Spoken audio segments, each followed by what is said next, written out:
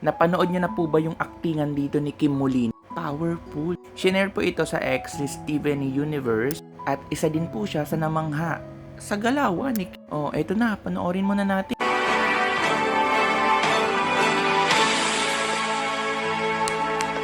We have anti-wiretapping law. I know. May kaunti ho akong kaalaman sa batas. I know this is admissible in court, but I'm just doing this for assurance. Akala ko ba, housewife ka lang?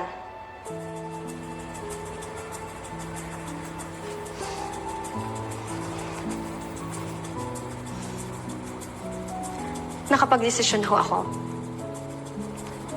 Sisirain ko ang buhay ng manyak na yan. Legal action? I'm ready for war. Mrs. Alcantara, Alam ko magiging masalimuot ang kaso na to. Mauubos ang kaunti naming savings pero hindi kami titigan hanggat hindi nawawasak ang buhay mo. Mag-abroad ka? Okay go. Pero kahit saang lupalop ka man mapadpad, sisiguraduhin kong lahat ng tao malalaman na manyak ka. Magta-trending ka, magva-viral, magiging meme, pagtatawanan at lalaitin. Totoo. Totoo at alam kong wala ho kaming pera. Pero maraming mga may pera na gugustuhin kaming tulungan. Mga organizations, mga NGOs, aktivista, women's groups, mga babaeng senador, lahat yan.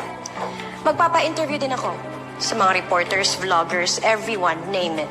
Ibebenta ko ang storya na to para maging isang pelikula, teleserye, libro, lahat na para ikaw ang maalala ng mga tao pag naririnig nila ang salitang rape. Walang matinong eskwelahan ang kukuha pa sa'yo. Kahit negosyo, walang sososyo sa'yo sa kahit na anong negosyo ang itayo.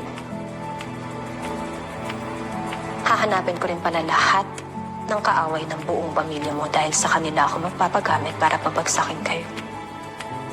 Because remember, housewife lang ako.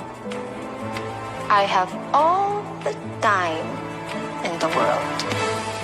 Powerful. Ito po yung ilan sa mga nasiyahan sa ganapan ni Kim Molina. Basahin natin isa-isa. Unang-una na yung nag-post. Sabi ni Steven, nung napanood ko to back then, kating-kati ako to tell the world how much I loved this movie. And I did. Basta there's just something about it that's so full even in comparison doon sa source ng material. Ito pa yung isa, I had to look it up kasi baka directed by Anes na naman. Sinong Anes? Nag-reply yung Steven, yak no, but I get it ha. Wait, where's this from? Wonderful Nightmare sa Netflix po. That's awesome! And she's my dream, Ani Batumbakhan. At grabe naman to, hindi din talaga maiiwasan ng mga ganito. At mukha din talaga siyang mahirap. Believable casting. Sino ba to? Sabi naman ni Gabo, it feels like I watched this in a Korean movie. I just can't remember the title. I forgot it already. Why do I see Jodie Santa Maria? Well, magaling sila parehas na artista. This is the Filipino version of that Korean movie, right? The one where she comes back to life in another body and becomes a wife and the mother. Ito pa, may nagtanong, syempre interested din siya. Anong show to? You might face a trial but you don't have to face it in fear. Faith still makes room for God to move. Bakit meron ganito dito?